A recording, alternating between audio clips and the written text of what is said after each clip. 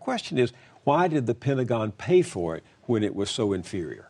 This is perhaps one of the greatest corporate scandals of the past decade. The fact that this Halliburton Corporation, which was once headed by former Vice President Dick Cheney, was essentially given keys to the city of U.S. foreign policy and allowed to do things that were dangerous for U.S. troops, provide them with unclean drinking water. They were the premier company responsible for servicing the U.S. military occupation of Iraq. In fact, they were deployed alongside the U.S. military in the buildup to the war.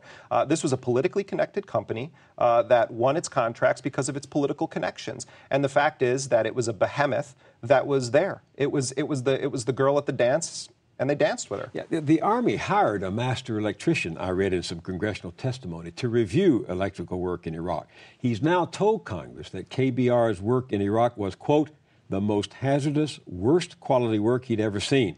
And that his own investigation, this is not a journalist, this is an employee of the Army, had found improper wiring in every building that KBR had wired. And we're talking about thousands of buildings. And so we've had U.S. troops that have died from electrocution in Iraq as a result of the faulty work of KBR. This should be an utter scandal that should outrage every single person in this country. And yet you find almost no mention of this in the corporate media. Do you get discouraged writing about corruption that never gets cured?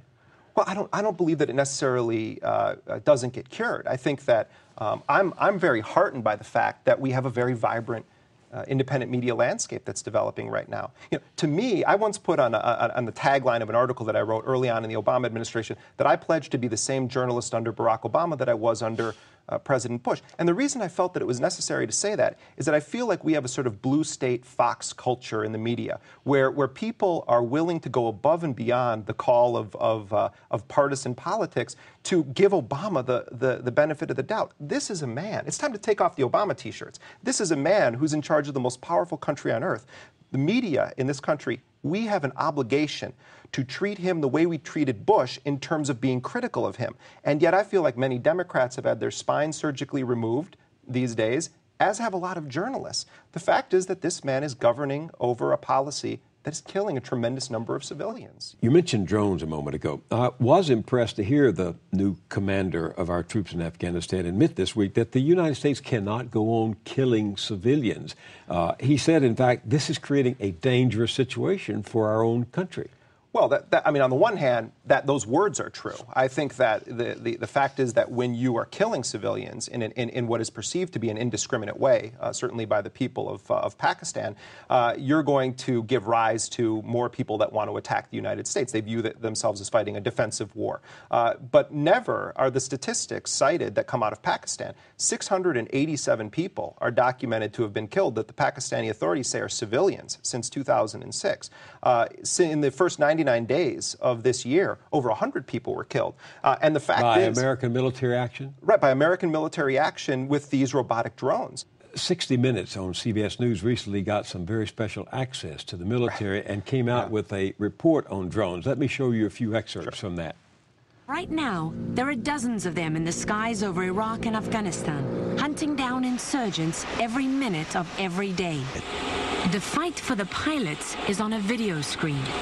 Here, a truck full of insurgents in Afghanistan is being tracked by the pilot.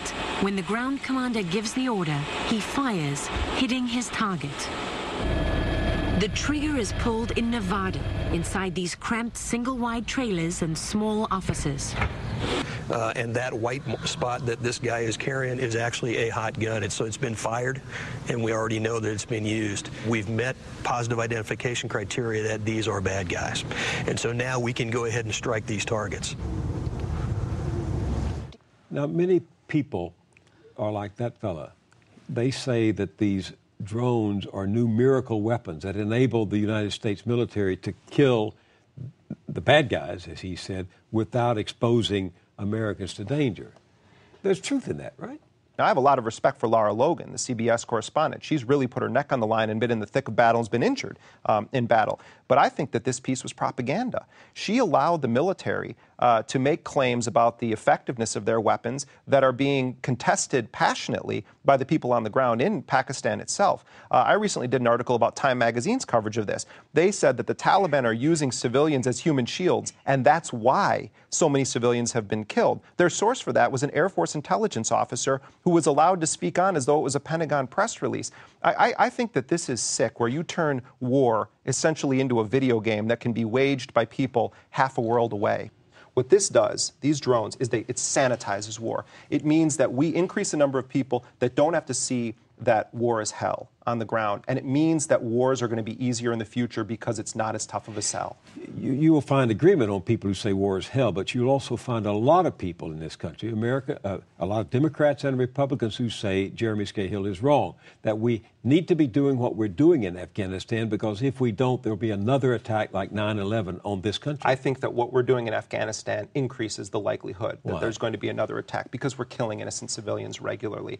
When the United States goes in and bombs Farah province in Afghanistan on May 4th and kills civilians, according to the Red Cross and other sources, 13 members of one family, that has a ricochet impact. The relatives of those people are going to say, maybe they did trust the United States. Maybe they viewed the United States as a beacon of freedom in the world. But you just took that guy's daughter. You just killed that guy's wife.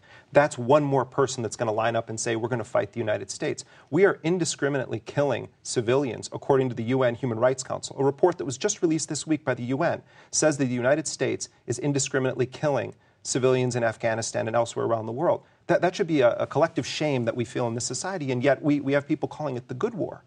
So step back to the issue of military contractors. You've been writing about privatization of military contractors for a long time. In the large scheme of things, what do military contractors represent to you? Well, I think that what we have seen happen as a result of this incredible reliance on private military contractors is that the United States has created a new system for waging war, where you no longer have to depend exclusively on your own citizens to sign up for the military and say, I believe in this war, so I'm willing to sign up and risk my life for it. You turn the entire world into your recruiting ground. You intricately link corporate profits to an escalation of warfare and make it profitable for companies to participate in your wars. In the process of doing that, you undermine U.S. democratic processes, and you also violate the sovereignty of other nations, because you're making their citizens combatants in a war to which their country is not a party.